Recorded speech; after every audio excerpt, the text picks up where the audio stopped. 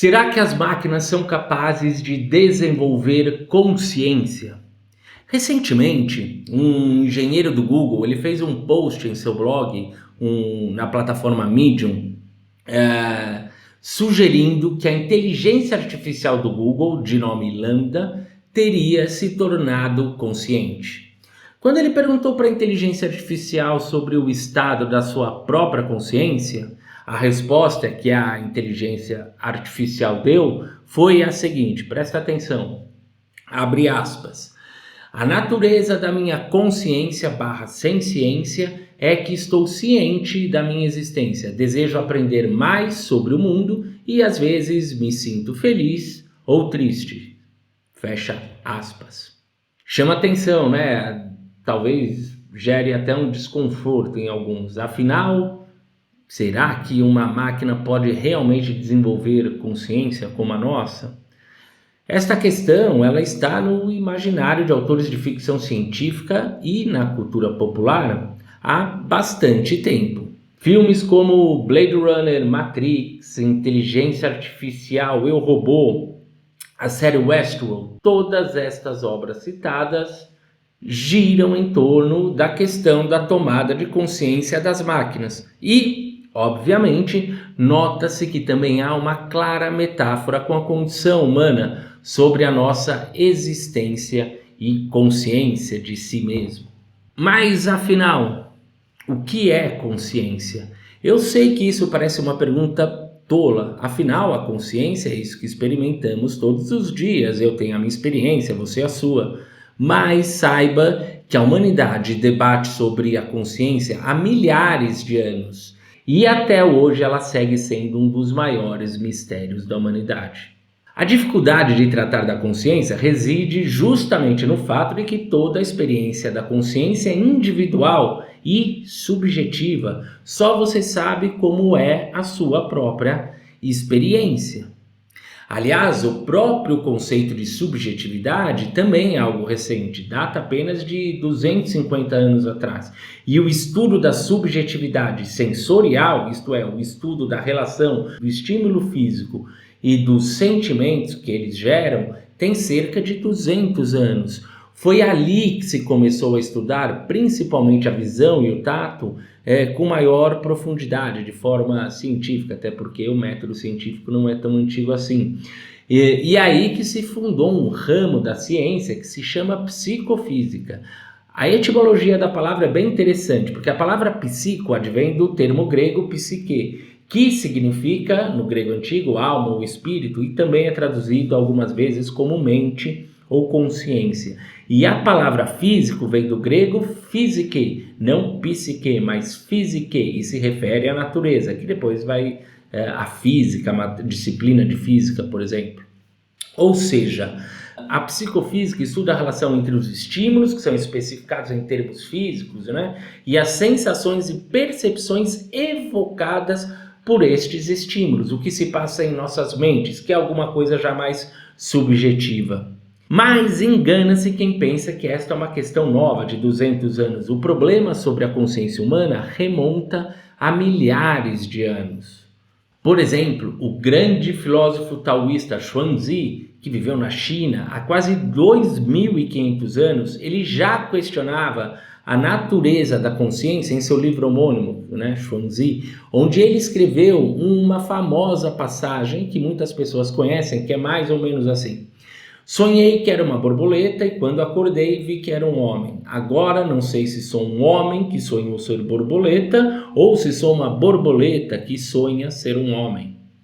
O Platão também se aprofundou sobre essa questão específica do problema da mente e do corpo. Aliás, veremos bem ao final do vídeo que as ideias de Platão fazem bastante sentido com os fundamentos da ciência moderna, sobre números, ideias e harmonia. Você vai entender melhor este ponto ao final do vídeo, de acordo até com o que propõem alguns célebres cientistas. O Platão, quando ele analisa a consciência, ele sugere que tanto a percepção como a sensação que temos do mundo não são fontes confiáveis de conhecimento. Para o Platão, este mundo é uma ilusão, é uma realidade virtual, digamos assim, o que os hindus chamam de Maya, por exemplo. Contudo, para Platão, o verdadeiro conhecimento ele consiste apenas em conceitos e abstrações que podem ser acessados somente através da intuição da nossa mente. No diálogo Teeteto, Platão ele claramente se opõe à concepção sofista de mundo, que é sintetizada na famosa máxima do filósofo sofista Protágoras, que diz que o homem é a medida de todas as coisas. Talvez você já tenha ouvido falar sobre essa frase. O que o Protágoras quis dizer com isso? Em suma, de forma muito resumida, isso é uma forma de dizer que o conhecimento do homem é subjetivo, é sempre relativo ao homem. A ideia de subjetividade do conhecimento e sua consequência, a relatividade, é uma consequência disso, é o que inspirou Platão a escrever o Teeteto, no qual Platão argumenta que esta ideia do homem como sendo medida das coisas é, em última análise, incoerente e, portanto, falso. O Platão, ele vai dizer de forma muito hábil que se cada homem é a medida de todas as coisas, então por que porcos e babuínos não são medidas igualmente válidas, já que eles também, tal qual o homem, percebem as coisas ao seu redor? Se a percepção do mundo de cada homem é verdade, então qualquer homem é tão sábio quanto os deuses, mas não mais sábio que o tolo. É tudo relativo. De acordo com Platão, a percepção que acontece em nossa mente é falível e tendenciosa, devido aos diferentes gêneros e espécies e também devido às diferenças individuais entre membros de uma mesma espécie. Ou seja, espécies diferentes têm cada qual capacidades variadas para perceber a realidade. Por exemplo, um morcego vê o mundo diferentemente de um cachorro, que vê diferentemente de um ser humano. E, além disso, mesmo os indivíduos de uma mesma espécie têm as suas próprias diferenças na forma de compreender as coisas. Isso sugere que nenhum de nós vê o mundo em sua plenitude, mas apenas aquelas faixas restritas do espectro da luz e do som que cada espécie e cada indivíduo da espécie é capaz de perceber. Este mundo ilusório está descrito em sua famosa alegoria da caverna.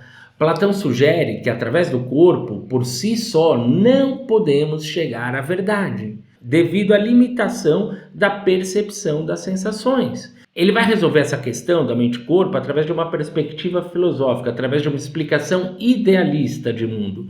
Segundo ele, a alma, leia-se mente, ou o que os gregos chamam de psique, vem de um mundo eternamente puro de formas, o famoso mundo das ideias de Platão, onde as coisas são verdadeiras e incorruptíveis, enquanto o corpo existe no mundo de constante fluxo e corrupção dos sentidos ilusórios.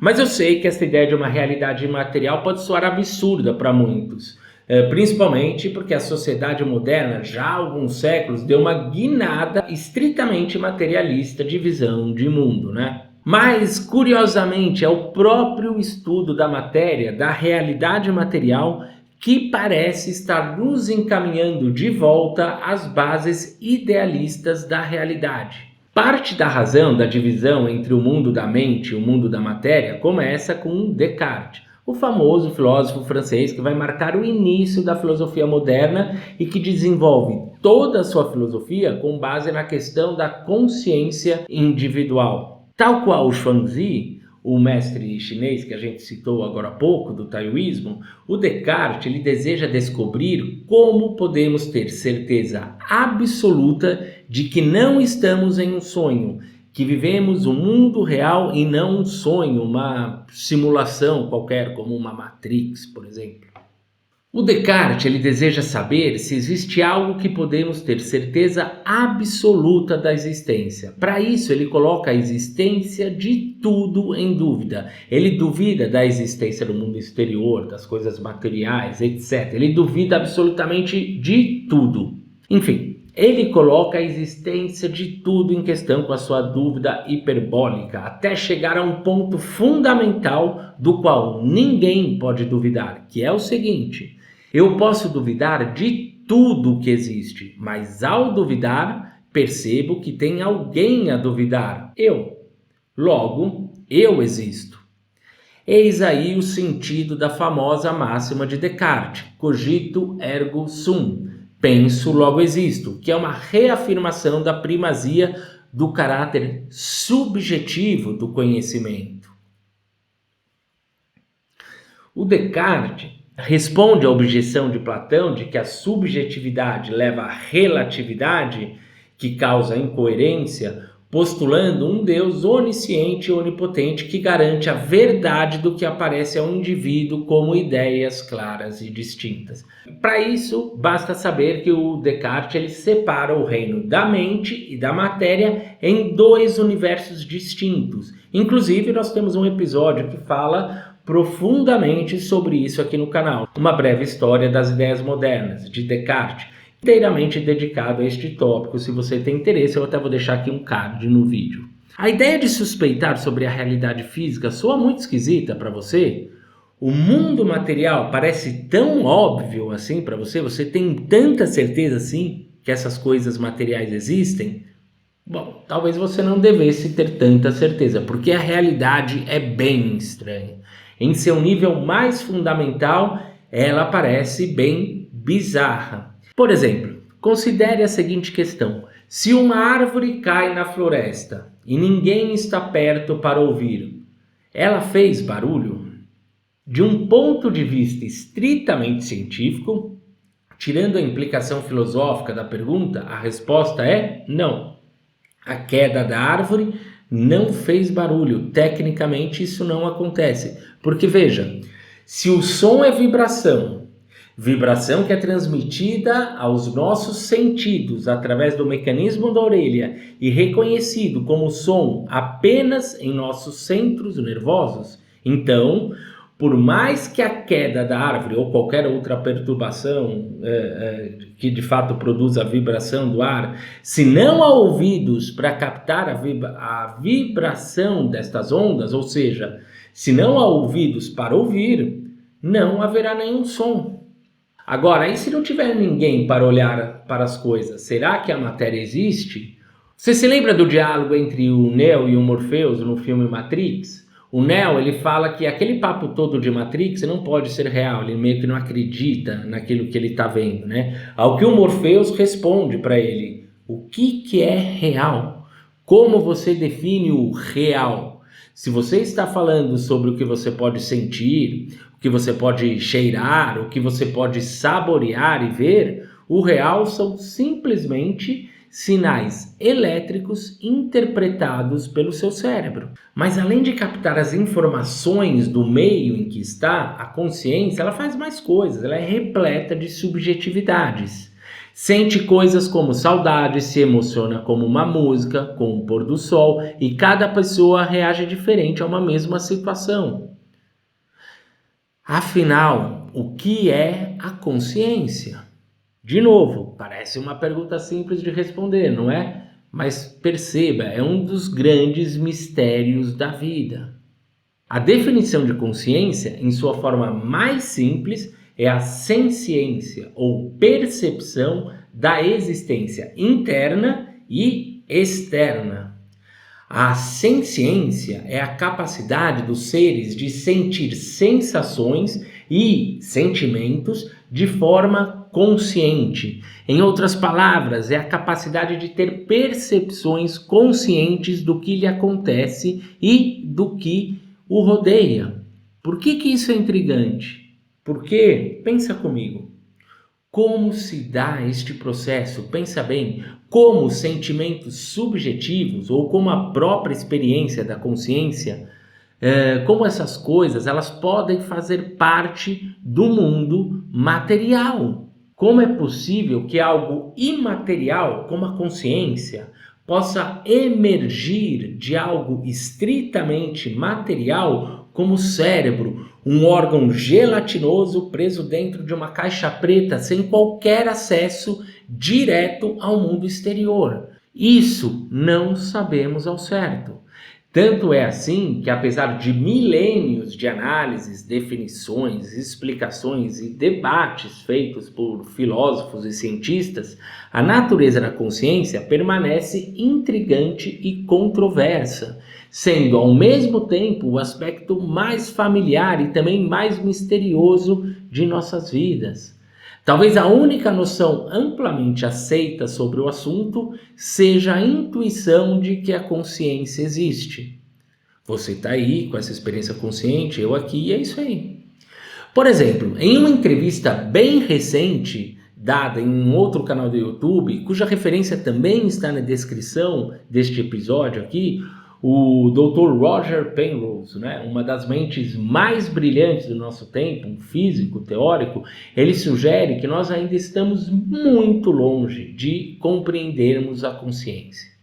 Ele não acredita que a consciência pode emergir simplesmente da computação performada pelas sinapses do cérebro.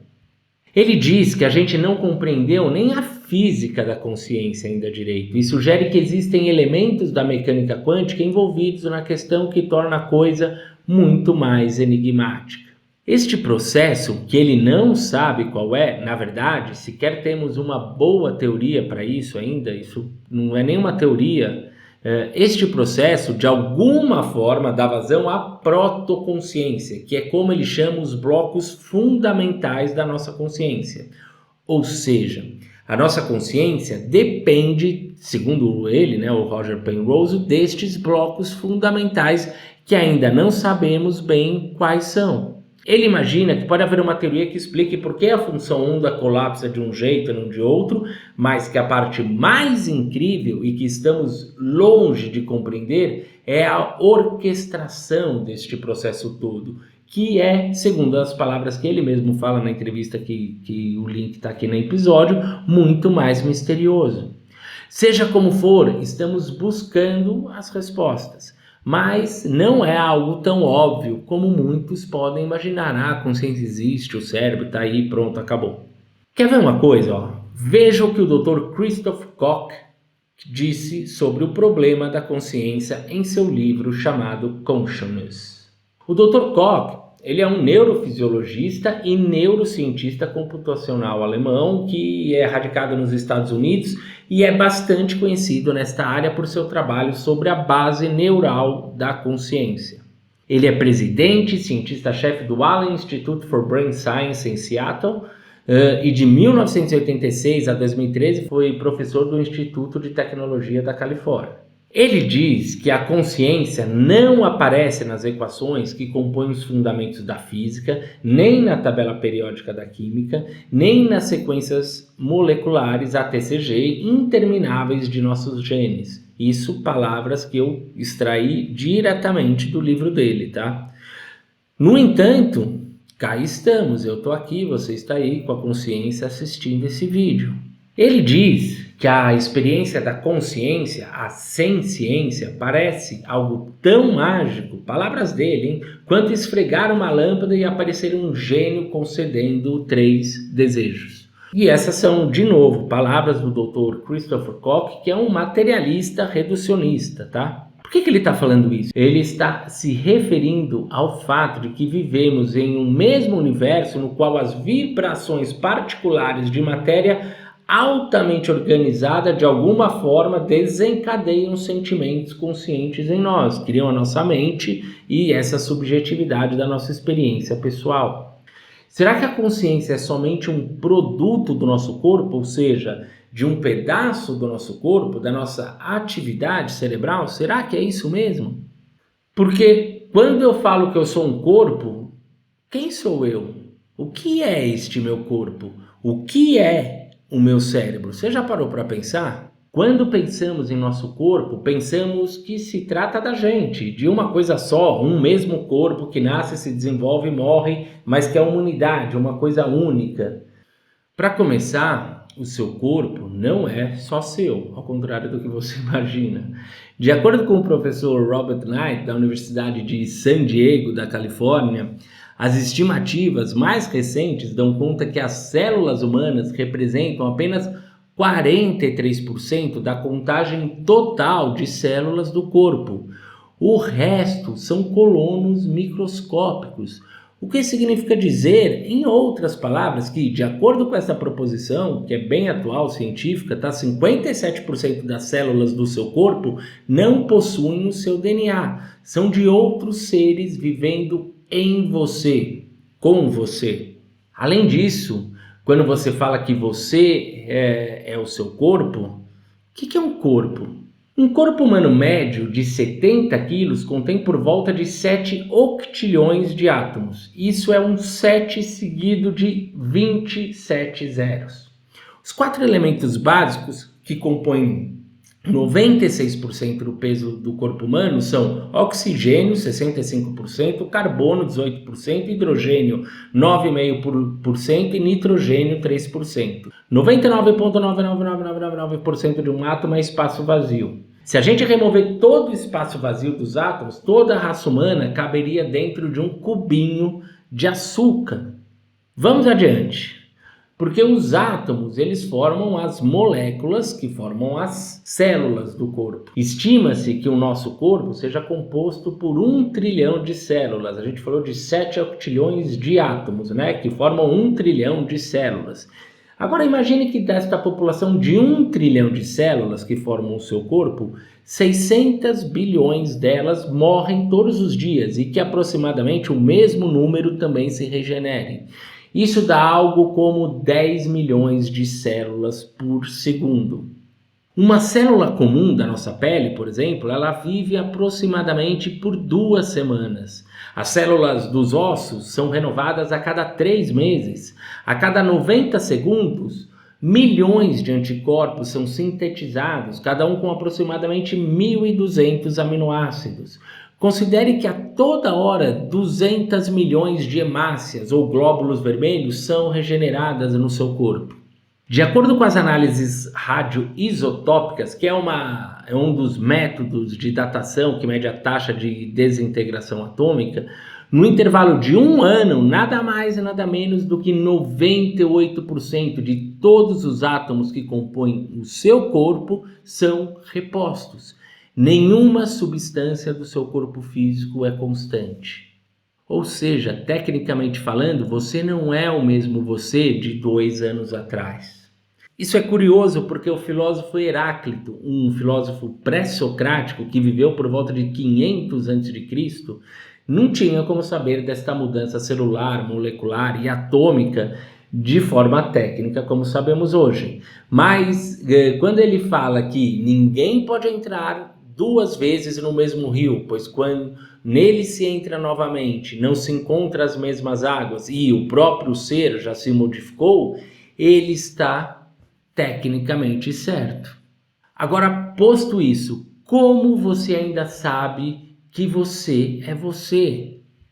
Como esta informação é mantida pela consciência? Onde ela é armazenada? Como você acessa a sua memória? Porque afinal de contas, com toda essa mudança, ainda assim eis você aí, com a nítida impressão que você é exatamente o mesmo você que você era tempos atrás, mais maduro, mais velho, mas você é o mesmo você, certo? Onde você estava enquanto toda esta mudança atômica e celular acontecia no seu corpo tudo ao mesmo tempo agora? E mais, quem organiza a estrutura do corpo para que ele haja como um todo?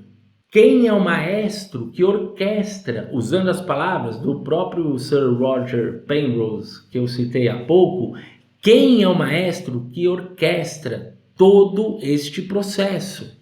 Quem é que diz para a célula qual função útil ela deverá cumprir dentro de um organismo? Por exemplo, veja o que escreveu, bem na linha do que a gente está falando, o Dr. Raul Marinho, que é professor titular da neurocirurgia da Faculdade de Medicina da USP. Ele tem um livro que é bem legal de ler, que chama A Religião do Cérebro. Eu vou citar para vocês aqui, inclusive eu vou ler, tá?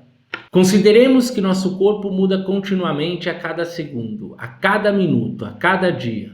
Anualmente, cerca de 98% dos átomos e moléculas do nosso corpo são substituídos por outros, fazendo-nos passar por um processo contínuo de desintegração e integração sem que sequer percebamos isso.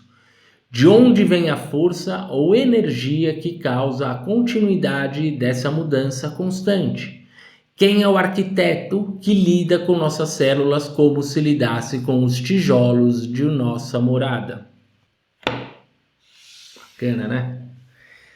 A célula que compõe o seu músculo contém exatamente as mesmas informações genéticas da célula que compõe o seu olho, que é a mesma do fígado e assim por diante. Sabemos que o ambiente externo exerce uma influência na função que a célula vai exercer, mas será que isso seria capaz de explicar tudo? Em miúdos, como a célula do seu olho sabe que ela deve ser uma célula do olho e não do rim? Engana-se quem acha que a resposta está na programação genética, no DNA. Ao menos é isso que diz o Dr. Rupert Sheldrake, que é um biólogo e bioquímico. Ele diz o seguinte, eu vou ler de novo. A maneira como as proteínas se distribuem dentro das células, as células nos tecidos, os tecidos nos órgãos e os órgãos nos organismos não estão programadas no código genético. Dados os genes corretos e, portanto, as proteínas adequadas, supõe-se que o organismo, de alguma maneira, se monte automaticamente. Isto é mais ou menos o mesmo que enviar, na ocasião certa, os materiais corretos para um local de construção e esperar que a casa se construa espontaneamente. Mas tudo bem, ninguém tem tal resposta ainda, a gente só está levantando questões. Sabemos que é um processo orquestrado que, de alguma forma, faz com que o corpo crie a si mesmo, daí forma-se um cérebro que, por sua vez, capta estímulos elétricos que são emitidos pelo seu entorno e os recebe através dos 5 sentidos para recriar a realidade em nossa mente, que, por sua vez, traduz tais impulsos elétricos em imagem, som, gostos e tudo isso vai gerar sentimentos mais ou menos subjetivos, como calor, frio, medo, felicidade e por aí vai em cada pessoa de forma diferente. Como que isso acontece? Nós não sabemos ao certo. Sabemos como a parte fisiológica funciona bem, mas ainda não compreendemos a física da consciência e muito menos a questão da subjetividade. Quer ver? Eu vou dar um exemplo sobre a diferença entre perceber o ambiente e sentir o ambiente. Suponha que eu acople um sensor de temperatura no meu computador e o programe de tal maneira que, se o quarto se tornar muito quente, a palavra dor apareça em sua tela em grandes letras vermelhas. Dor, dor, dor. Mas será que a dor tem algum significado para o meu computador? Olha, eu estou completamente disposto a aceitar que meu computador possui muitos atributos. Ele é ótimo no Excel que eu uso com ele. E que até pode medir a temperatura do quarto e disparar o alarme. Mas não que ele possua senciência, que é a capacidade de sofrer ou sentir prazer ou felicidade, etc. Isto é o que chamamos de problema difícil da consciência em filosofia. A dificuldade de explicar por que alguém pode sentir alguma coisa. Este foi o ponto de entrada para a religião, filosofia e espiritualidade. A religião, ela tem uma explicação intuitiva, plausível para o fenômeno da mente. Estamos conscientes porque temos uma alma imaterial. A alma é parte integrante de uma realidade transcendental acima e além das categorias do espaço e tempo e causalidade. Se esta visão estiver correta, um computador obviamente jamais será senciente. Como explicou o Dr. Roger Penrose, que eu já citei, né? A gente está falando bastante dele, a consciência não parece ser meramente um produto computacional que advém das sinapses do cérebro. Para ele, a própria natureza, de algum modo, reduz a si mesma, colapsando a função onda das partículas em um estado único, que é a base da matéria. E isso, de alguma forma, dá vazão à consciência humana, embora ele não reduza a consciência, de novo, à atividade computacional.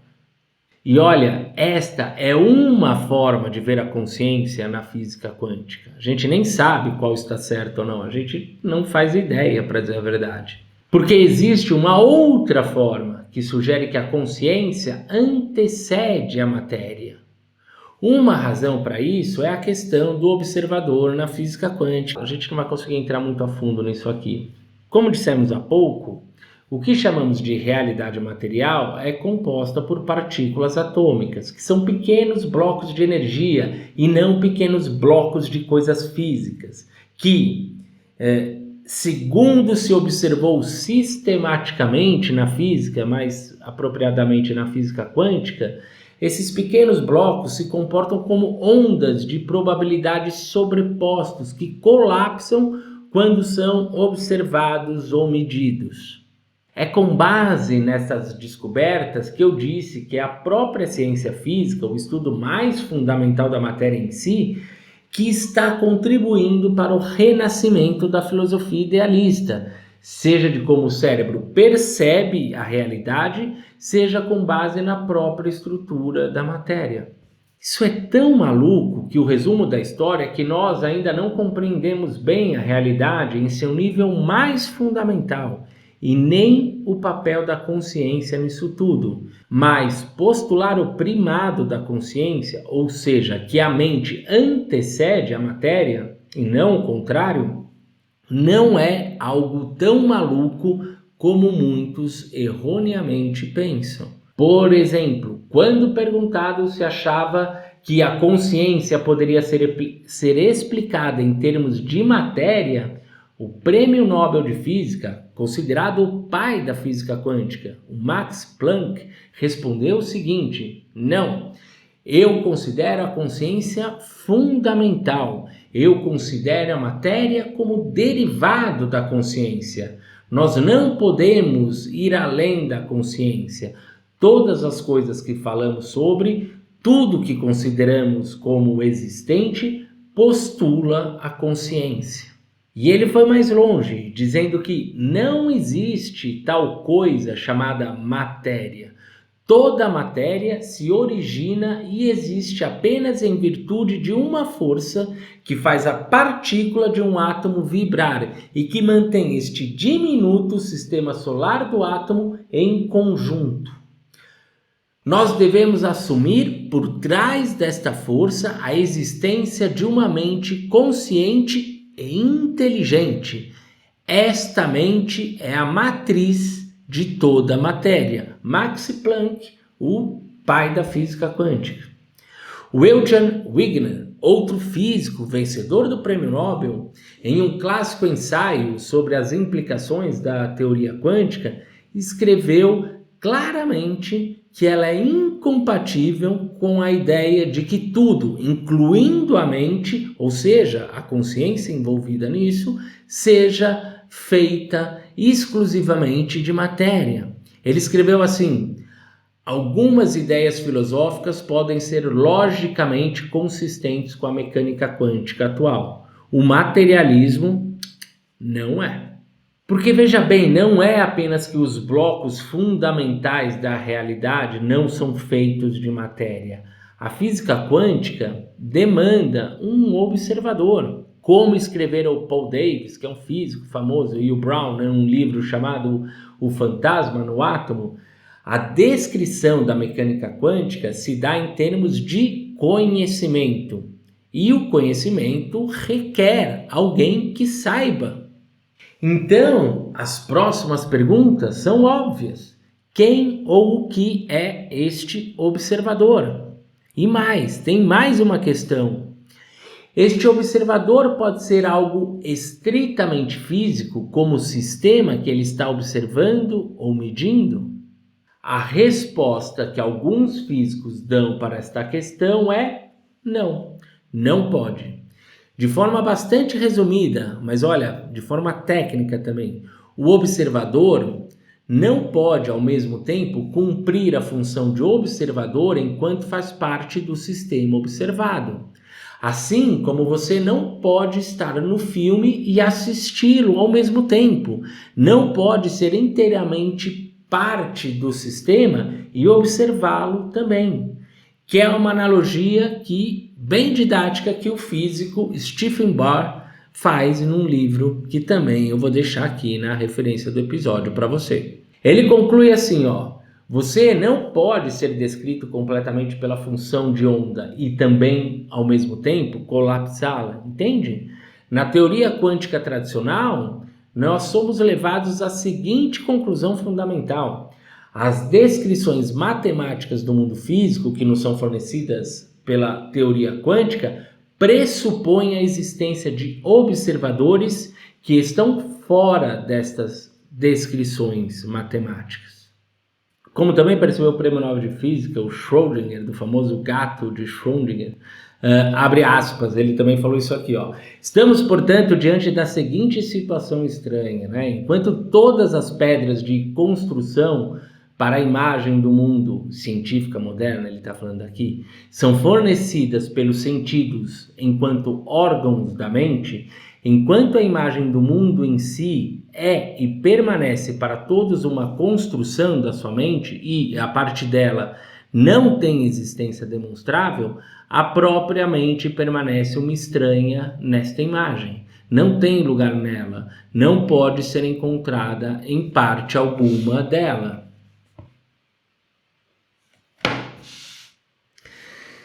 Isto não parece fazer sentido, porque, segundo o próprio Schrödinger, é apenas por meio de observação e experimento que temos evidências da verdade das teorias científicas em nome das quais estaríamos eliminando as qualitativas. Tal eliminação é incoerente.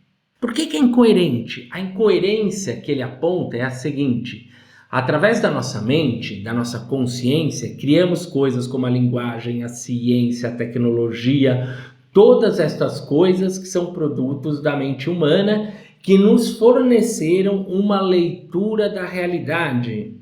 Mas, ao analisar os resultados das nossas descobertas, ignoramos o elemento que criou tudo isso que está a analisar, que é a nossa mente.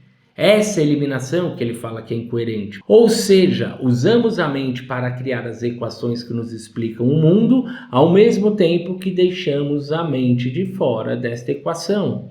Mas quem é o observador? Onde ele está?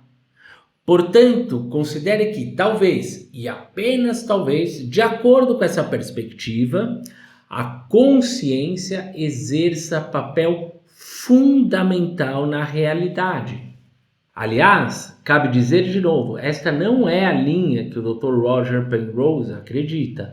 Como falamos, ele cita que há duas linhas principais sobre o desenvolvimento da história da física quântica, uma na qual a consciência antecede a matéria e causa a realidade ao observá-la, ao percebê-la, que são as proposições que eu citei há pouco do Max Planck, do Schrödinger. E há uma outra linha, que é o que ele acredita ser a correta, que a natureza, de alguma forma, que ele não faz ideia do que seja, reduz a si mesmo, dando vazão à matéria, a uma protoconsciência que irá dar vazão à consciência individual, como a minha e a sua. Seja como for, em ambos os casos, parece haver a necessidade de uma consciência maior atuando em algum nível além do sistema que observamos, a nossa realidade material. Eu sei que você pode achar que muita gente pode achar que isso é viagem, mas olha, em um artigo chamado Universo Mental, publicado na revista Nature em 2005, o Dr. Richard Cohn Henry, professor de Física e Astronomia na Johns Hopkins University, Ele escreveu o seguinte, abre aspas, porque o que eu vou ler é o que ele escreveu neste artigo na Nature. O fluxo de conhecimento da humanidade, conhecimento científico é o que ele está falando aqui, o fluxo de conhecimento caminha em direção a uma realidade não mecânica. O universo começa a se parecer mais com um grande pensamento do que uma grande máquina. A mente já não parece ser um intruso acidental no reino da matéria. Devemos antes saudá-la, ela, a mente, como quem cria e governa o reino da matéria. Supere isso e aceite a conclusão indiscutível. O universo é imaterial, mental e espiritual. Se isso te causa espanto, olha, você está no caminho certo. O estranho seria isso parecer normal, porque não é. Por isso mesmo que o brilhante físico Richard Feynman disse que se você acha que entendeu a física quântica, é porque você não entendeu. E é aí por esse mesmo motivo que o Niels Bohr foi na mesma linha, no dizer que quem não fica chocado com a teoria quântica não a entendeu. Lembra que eu comentei no começo do vídeo que a filosofia de Platão permanece relevante até os dias atuais, ou talvez principalmente agora? Isso tem muito a ver com o que a física descobriu. Considere o que o físico, prêmio Nobel de Física também, o Dr. Werner Heisenberg, escreve em seu famoso livro Física e Filosofia, abre aspas novamente, eu vou ler também o que ele escreveu aqui para você, tá? Acho que a física moderna decidiu definitivamente a favor de Platão. De fato, as menores unidades de matéria não são objetos físicos no sentido comum. São formas, ideias que só podem ser expressas inequivocadamente em linguagem matemática. Então, perceba o que estamos falando. Nossa pergunta inicial era sobre a possibilidade das máquinas serem conscientes, no sentido de se tornarem sencientes, sentirem as coisas, ter consciência sobre a existência delas e o que se passa ao redor delas. Nós vimos que o nosso conhecimento científico mais atual ainda não é capaz de explicar a consciência, mesmo se limitarmos a nossa pesquisa de um ponto de vista estritamente material, ou seja, a gente ainda não é capaz de explicar a relação entre o estímulo e a subjetividade das emoções criadas em nossa mente. A gente não é capaz de explicar a experiência particular que cada um tem de si. Na verdade, sequer temos um consenso sobre a definição de consciência. Com tudo isso posto, será que seríamos capazes de criar tal fenômeno nas máquinas? E olha, de tudo que eu falei, nós nem entramos em aspectos mais profundos e filosóficos do problema da consciência, mas só para constar, há abordagens filosóficas muito mais profundas e sofisticadas sobre este tema. Por exemplo, dois célebres filósofos analíticos contemporâneos, o Alvin Plantinga e o Robert Koons, eles nos dão boas razões para saber que não poderíamos ser capazes de ter crenças confiáveis com base em uma abordagem estritamente naturalista e materialista da consciência. Não é possível entrar no argumento a fundo, tá? Mas tanto Plantinga como Kuhn sugerem, e fazem isso com o rigor da filosofia analítica, que a seleção natural não se preocupa se as crenças associadas aos comportamentos dos seres são verdadeiras ou falsas, mas apenas com a sobrevivência. É isso que sugere uma visão materialista evolucionista do mundo, de modo que não teríamos qualquer razão para confiar em nossas faculdades cognitivas sobre assuntos que não têm relevância para a sobrevivência, quando as nossas estruturas cognitivas estavam sendo formadas. Aliás, o próprio Darwin expressou dúvidas sobre isso. Em uma carta a um amigo, ele pergunta, abre aspas, se as convicções da mente do homem, que se desenvolveu a partir da mente de animais inferiores, são de qualquer valor ou completamente confiável.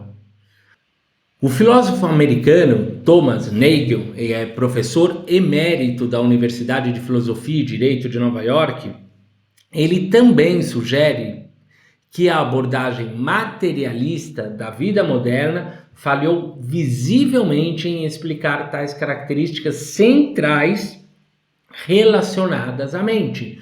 Questões como consciência, intencionalidade, significado e valor. Esta falha em explicar algo tão integral à natureza como a mente, é o que o Thomas Nagel argumenta, é um grande problema que coloca em xeque boa parte de toda a proposição naturalista do mundo, estendendo-se à biologia, teoria evolutiva e cosmologia. No seu excelente livro Mind and Cosmos, o Nagel ele detalha a razão pela qual a versão padrão da biologia materialista é fundamentalmente incompleta. Impossível da gente entrar nos detalhes do argumento aqui, mas basicamente o que ele diz é que a história cosmológica que levou à origem da vida e ao surgimento das condições para a evolução também não pode ser uma história meramente materialista. Uma concepção adequada da natureza teria que explicar o aparecimento no universo de mentes conscientes que são materialmente irredutíveis. Cabe dizer que o ceticismo do Nagel não se baseia em uma crença religiosa ou na crença em qualquer alternativa definida. Ele não tem uma resposta, tá? Ele não dá uma resposta ou apresenta a solução para este problema. Mas ele apenas salienta o fato de que, se de fato a explicação materialista de mundo estiver errada, como parece estar, então há espaço para buscar princípios diferentes de ação acontecendo na história da natureza. Princípios que tratam sobre temas como surgimento das coisas, crescimento e ordem, que são, em sua forma lógica, isso é interessante, mais teleológicos do que mecanicistas. Não confunda o termo teleológico usado aqui com teológico. Teleologia vem da palavra grega telos, que significa propósito ou fim. É o estudo dos objetivos, fins, propósitos e destinos das coisas. É assim, ó, o que o Nagel está sugerindo quando ele fala que a história da natureza pode ser mais teleológica do que naturalista, é que a história das coisas pode ter uma direção, um propósito e que pode ser guiada mais do que somente pelo acaso. Isso significaria abandonar a suposição padrão que a evolução é impulsionada por causas exclusivamente físicas. O que o Thomas Nagel, Plantinga e o Kuhn, todos esses filósofos sugerem, tem uma mesma raiz conceitual. Não é o mesmo argumento, mas tem uma mesma base. A história da evolução da consciência, de uma perspectiva naturalista, materialista, parece não ser capaz de explicar a nossa capacidade cognitiva vinda de formas menos sofisticadas de vida.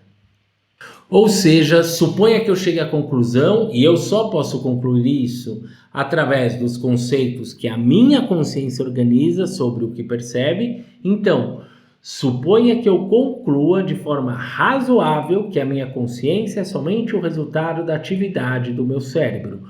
Ou seja, meus pensamentos são resultados de processos computacionais. São o produto de ligações químicas e físicas de sinapses que se arranjam de uma certa maneira e formam o que eu chamo de pensamento. Inclusive, formam a minha própria consciência e personalidade. Se é assim, como eu posso confiar em meu pensamento como algo que eu concluí pela razão e não como algo acidental de estímulos que me levam a pensar isso que estou pensando agora necessariamente. Isso significa que ou eu não posso confiar que cheguei a tal conclusão pela razão, mas apenas que este pensamento aconteceu em respostas a fatores contingenciais que se deram no meu cérebro, ou que posso confiar em meu pensamento e que, portanto, devo acreditar que é a minha consciência que está a pensar por si. Se for este o caso, eu não posso usar a minha própria mente para desacreditar que a minha mente existe se acredito no uso da razão. Então, caros e caras, não. As máquinas podem fazer contas, processar dados, podem vencer um jogo de xadrez, e a inteligência artificial vai cumprir cada vez mais funções em nosso dia a dia, mas estão longe de desenvolver consciência. Talvez lhes falte algo ainda que a gente não saiba. Talvez isso jamais seja possível. Pode ser o caso que o simples fato de sermos seres sencientes já esteja além da própria matéria. Talvez a letra da música Love the Way You Lie, do Eminem, resuma bem a questão toda. Diz ele assim, né, em inglês. Eu não posso dizer como as coisas realmente são, eu só posso dizer como sinto que as coisas são. Talvez seja isso. Obrigado e a gente volta num próximo vídeo.